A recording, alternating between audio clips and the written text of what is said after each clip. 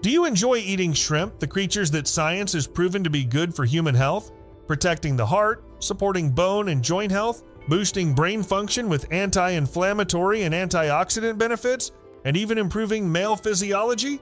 They're amazing, at least until they become a disaster in the US. And Europe. Is it because there are just too many of them? So why don't we try turning them into dishes? How exactly have they harmed the ecosystem? Let's begin today's story right now.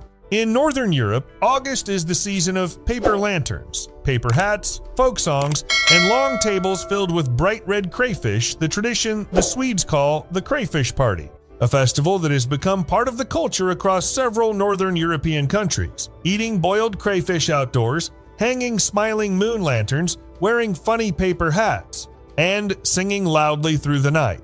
But in recent years, even these lively parties have started to see fewer crayfish. Prices went up while supplies went down. In reality, they are on the verge of extinction. This collapse didn't happen in just a few summers. It began in 1860 when people living around Central European rivers and lakes witnessed an unbelievable scene. Crayfish washing up dead along the shores, floating in large clusters. The culprit was a fungal disease. No one knew where it came from, but it spread quickly along the rivers and killed massive numbers of native crayfish. Over the next few decades, the disease reached Germany and Poland, then swept into Sweden and Finland, the very birthplace of the Crayfish Festival. By 1960, the noble crayfish had nearly disappeared. Thousands of families who raised crayfish lost their livelihoods. Lakeside towns that once called themselves the crayfish capital were suddenly on the edge of bankruptcy. Restaurants treated crayfish as a luxury only aristocrats could afford. The price was 10 times higher. To solve the crisis, they made a bold decision: import American crayfish because this species was immune to the fungus. Signal crayfish, the species that came from California and Oregon, was once seen by Europe's fisheries industry as a miracle. Stronger, faster growing, and more fertile, it seemed like the perfect candidate to replace the collapsing European crayfish. American commercial companies were happy to open their doors for export, and Northern European agricultural newspapers in the 1960s even ran hopeful headlines: "This species will save the Nordic fisheries industry." But there was one truth that almost no one wanted to face. The United States itself had once struggled with this species. Seriously. On the west coast of the U.S., Signal Crayfish clashed fiercely with the native species Pasiphasticus trowbridgii.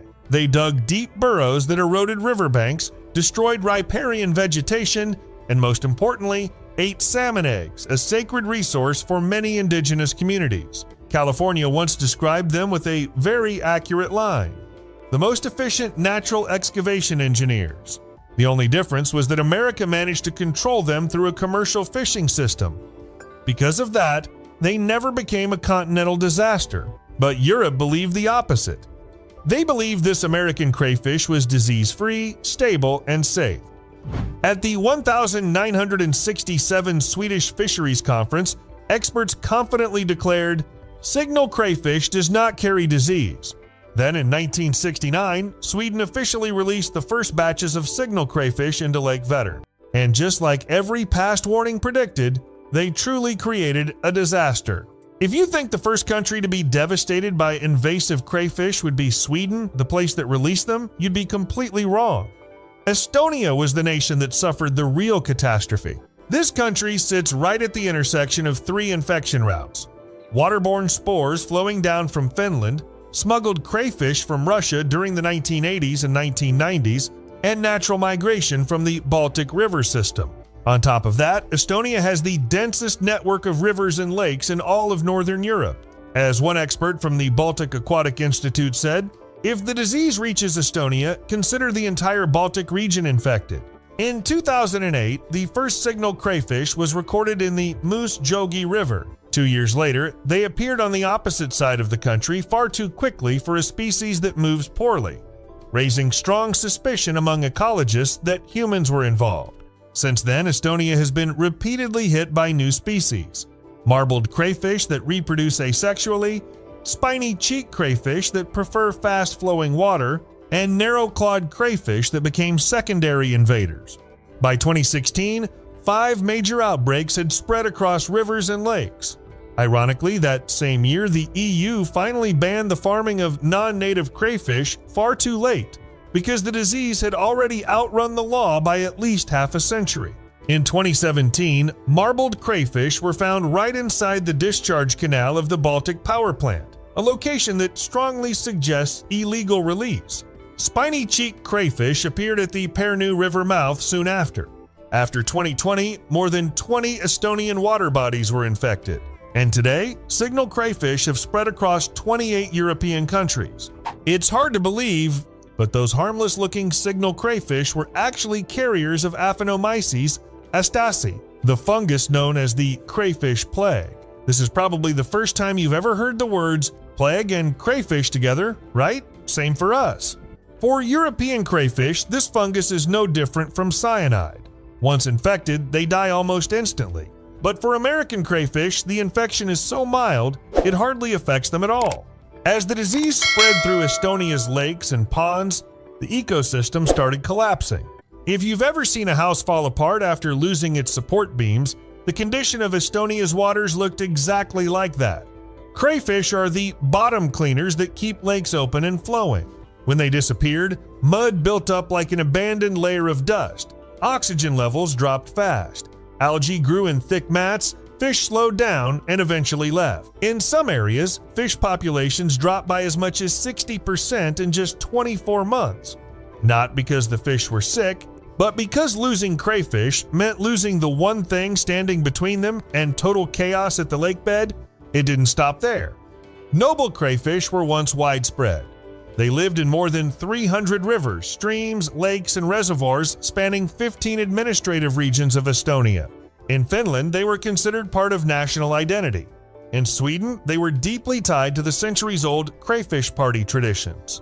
But the very species once called the Little Emperor of Northern European waters took a fatal hit once the crayfish plague arrived. Region after region reported the disappearance of noble crayfish. No bodies, no traces, just an uncomfortable silence at the bottom of the lakes. Scientists call it the clean wipeout phenomenon. In some lakes in southern Estonia, noble crayfish populations dropped by up to 96% in less than 4 years. After the ecosystem began to collapse, the people of Estonia didn't stand still. For many years, scientists at the Estonian University of Life Sciences raced against time to stop the spread of invasive crayfish. The first method considered was chemical eradication, which had seen small, isolated successes in Norway. But Estonia wasn't so lucky. Signal crayfish prefer cool, fast-flowing waters where toxins are washed away before they can take effect. The idea of using chemicals in calmer water bodies was immediately rejected by the Estonian Environmental Board. People then turned to the most traditional solution: trapping. Large numbers of traps were dropped into Estonia's rivers and streams. But crayfish smaller than 2.3 inches, the fastest reproducing group, slipped right through the mesh and kept multiplying. Worse, the traps caused otter drownings, similar to the tragedy that once happened in Scotland, which forced authorities there to ban all escapeless traps. Next came electrofishing devices that stun fish with electric currents. It sounded modern, but it was completely useless against crayfish. They hid deep in rock crevices where the electrical pulses couldn't reach. One researcher sighed in an ERR interview, "We're basically shooting into empty space." Finally, Estonia tried high-intensity harvesting.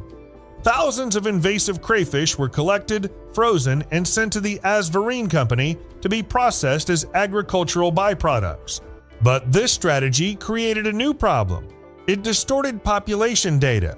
The larger, aggressive males were always caught first, while the smaller females, the main breeding group, were never recorded at all. After a series of failures, Estonian scientists were forced to admit one thing: using human effort to defeat crayfish was impossible. And at that moment, they shifted to another approach: biological control using eels. This idea didn't come out of nowhere. In Italy, researchers had once released European eels to control Louisiana crayfish, one of the most aggressive invasive species on the continent. The results were surprising. Crayfish numbers dropped sharply, while the eels enjoyed an abundant food source and caused almost no significant side effects. An Italian expert described the experiment in one short sentence: "Eels simply do what eels always do. hunt on the bottom, and never give up. For Estonia, this was the first glimmer of hope after years of frustration. Eels are long, flexible, and active at night, exactly when crayfish leave their burrows to search for food. They track scents extremely well and can slip into rock crevices that humans cannot reach. To understand why Estonia dared to bet the future of its entire ecosystem on eels, you need to know that this is not an ordinary animal, it is one of the greatest mysteries in modern biology. The European eel has existed for more than 10 million years, evolving into a perfect bottom-hunting machine. It can follow scent trails in water with accuracy comparable to modern tracking devices, and it can capture any creature hiding under rocks, mud, or inside tiny cracks at the bottom of rivers. What makes it the natural enemy of crayfish? Its body is like a living cable. Eels can squeeze through openings only 2-3 centimeters wide, exactly the size of the signal crayfish's burrow entrance. When it rains, they can crawl on land for hours because they absorb oxygen through their skin. For crayfish hiding in tight tunnels deep in the riverbed, facing an eel is like facing a creature that can walk straight through your walls. But the deepest layer of mystery is what truly terrifies scientists. No one has ever seen an eel reproduce. Every European eel from Estonia, Italy, Norway to Spain is born from the same single place on Earth, the Sargasso Sea, more than 5,000 kilometers from Europe. They live in Europe's rivers and streams for 20-60 years, then suddenly vanish. They stop eating, their bodies transform, and they begin a transatlantic journey to reproduce in a place humanity has never witnessed with the naked eye or a camera. To find out whether eels were truly strong enough to become an underwater special forces team, Estonian scientists built a miniature version of nature right inside the aquaculture lab of the Estonian University of Life. Science. 6 plastic tanks, each about 1 cubic meter, were equipped with filtration systems, mesh covers, cool blue LED lights, and a full set of underwater cameras running 24/7. Everything was prepared starting in October 2023, when the research team began adjusting temperature and oxygen levels to recreate the closest possible imitation of natural rivers and lakes. The eels were brought in from Lake Varv, a total of 42 individuals divided into 2 groups, narrow-headed eels and broad-headed eels. They were monitored for 2 months, from the 8th of November 2023 to the 16th of January 2024. To observe how each group behaved when sharing the same tank. And right during the adaptation phase, drama happened. The broad-headed eels were far more aggressive than expected and began attacking each other. A few individuals died before the real experiment even began, forcing the team to reduce the number to just 4 eels per tank, a total of 12. The feeding phase started on the 17th of January 2024. At first, the eels were eased into the process with frozen mosquito larvae, a light warm-up before the real battle. Once their behavior stabilized, each eel was put face-to-face with live marbled crayfish and live signal crayfish. 6 consecutive testing rounds were carried out, each lasting from 6 to 32 days. Every day, scientists checked both with their own eyes and through the camera system. Which individuals were still alive, which ones had disappeared, which ones had been attacked. Dead crayfish were removed immediately and replaced with a new batch to ensure the data stayed accurate. When the months-long experiment finally ended, the research team got the answer they had been waiting for. Eels didn't just eat crayfish, they selectively chose their prey, and head shape determined their killing power. Broad-headed eels could break through the crayfish's hard shell with ease, while narrow-headed eels were slower and more cautious. In areas where eels were raised only on small pellets, they grew up with narrow heads and weak bite force, but in places with larger food items, eels developed strong jaw muscles, turning into true river bottom warriors. When the researchers compared how many crayfish each type consumed, the results were almost a wake-up slap. Broad-headed eels ate up to 83% of the crayfish in their tanks, while narrow-headed eels managed only about 33%. But one big concern remained. Would these steel jaw warriors start eating the native crayfish species, the ones already on the brink of extinction? The team tested this immediately, and the results were surprisingly reassuring. Eels consistently preferred invasive signal crayfish, likely because they were under 7 centimeters long, exactly the size range that traditional traps could never catch. A surprising coincidence, but exactly what Estonia needed. However, the most effective biological weapon they found is a species that is disappearing from Earth. If invasive crayfish are symbols of ecological immortality, eels are the opposite. They can live for decades, but their numbers are collapsing and they are nearing extinction. European eels have declined by more than 90% in just 40 years. This number isn't an estimate, it's officially recorded by the International Union for Conservation of Nature, which classifies the eel as critically endangered, the highest threat level, before disappearing in the wild.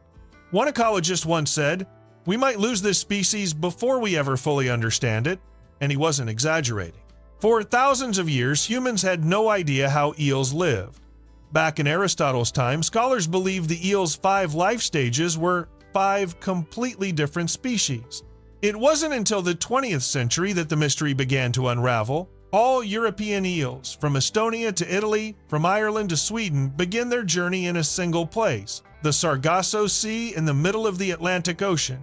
From there, thread-thin larvae drift thousands of kilometers into Europe's rivers, grow for 70 years, and then, one day, vanish. They stop eating, their bodies transform, and they swim back across the ocean to spawn in a place no human has ever seen with their own eyes.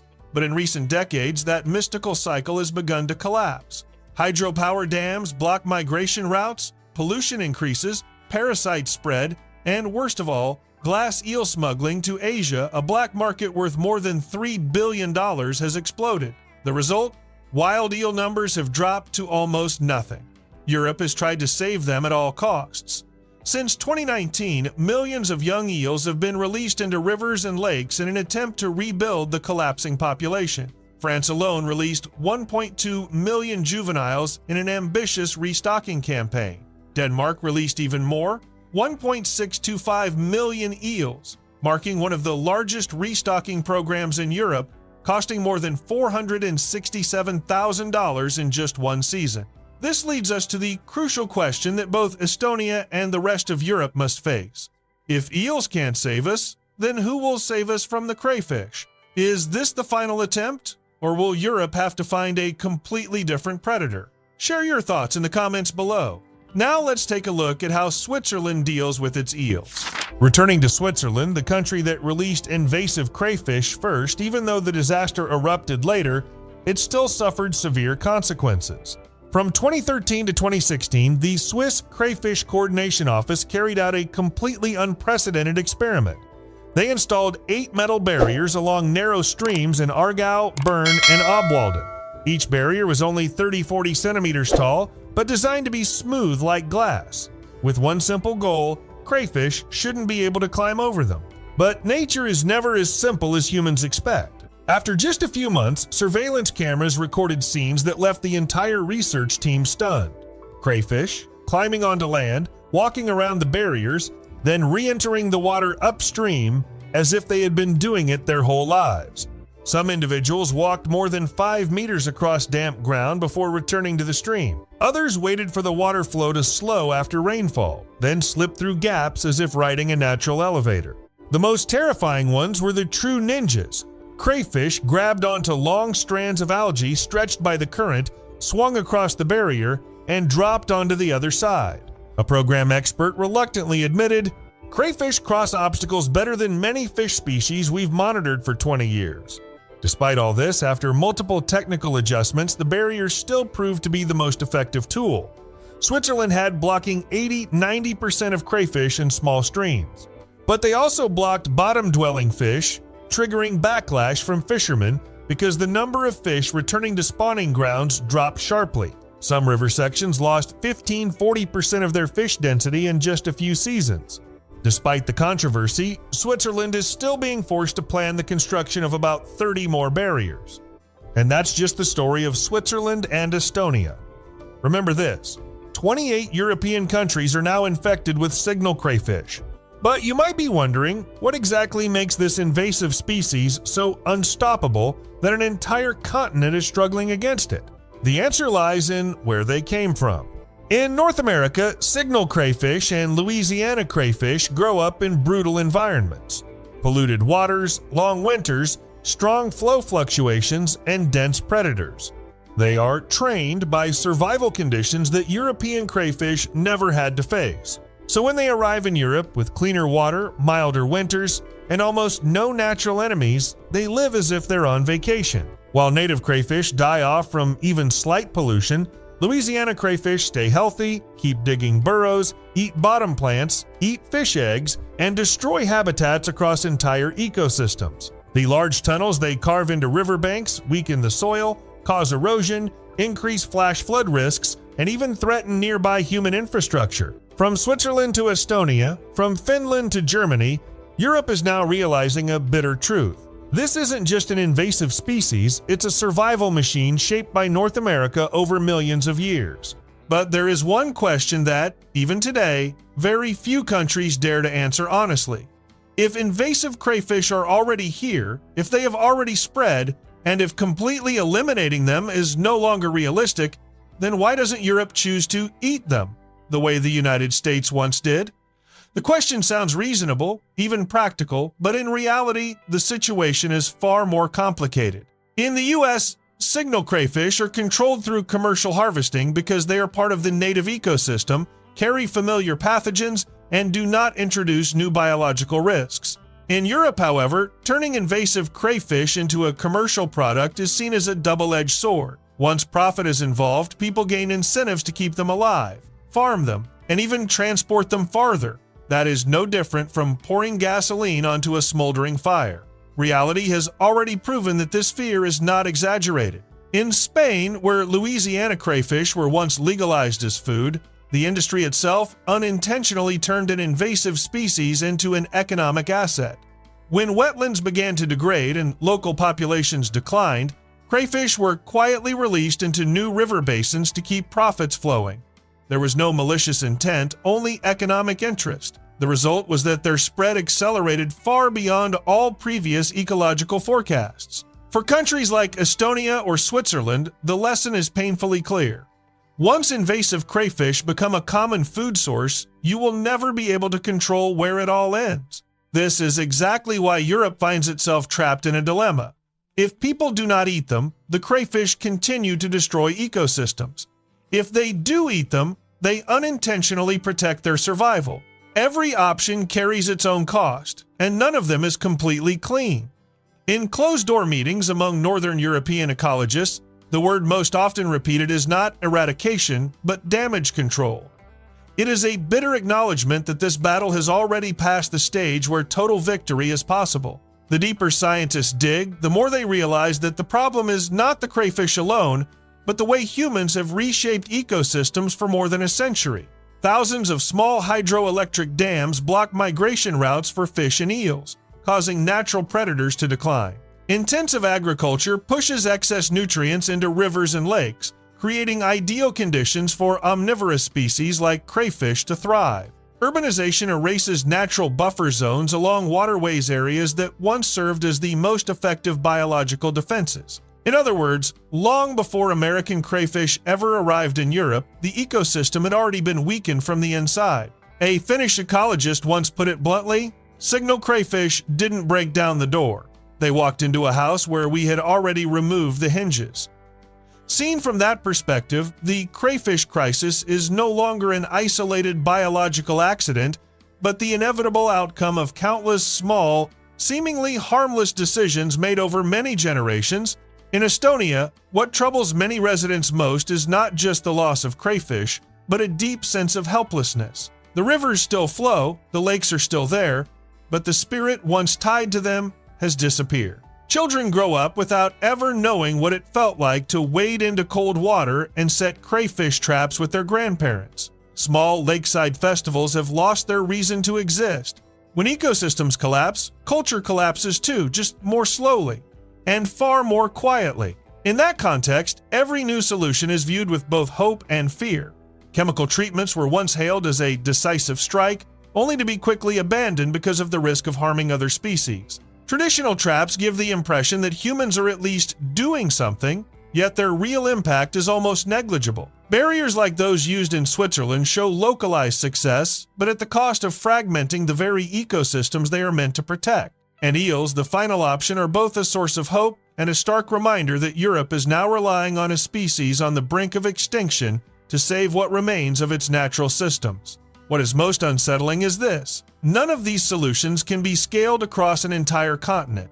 They only work in small areas under very specific conditions, at high cost and with constant monitoring. In other words, this is not a battle that can be solved with a single universal formula. Every river, every lake, every watershed requires its own strategy, something Europe's management systems, divided by political borders, struggle immensely to achieve. And then, once all the data is on the table, a cold truth slowly emerges. Europe is not truly fighting to eliminate invasive crayfish, it is fighting to delay a full-scale collapse. Every extra year bought is another year ecosystems have a chance to adapt, another year that remaining native populations can survive.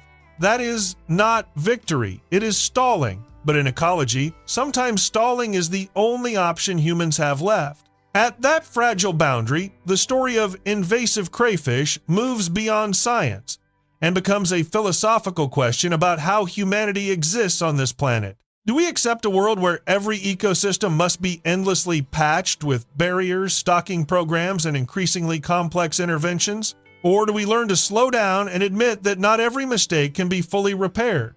Because if a small crayfish can push an entire continent into decades of crisis, then the problem was never its size. The problem lies in the system that allowed it to win. In the end, the story of invasive crayfish isn't just a lesson for Estonia or Switzerland, it's a reminder for all of Europe. When a species is shaped by a harsh environment, you cannot defeat it with barriers, chemicals, or halfway measures. So what do you think?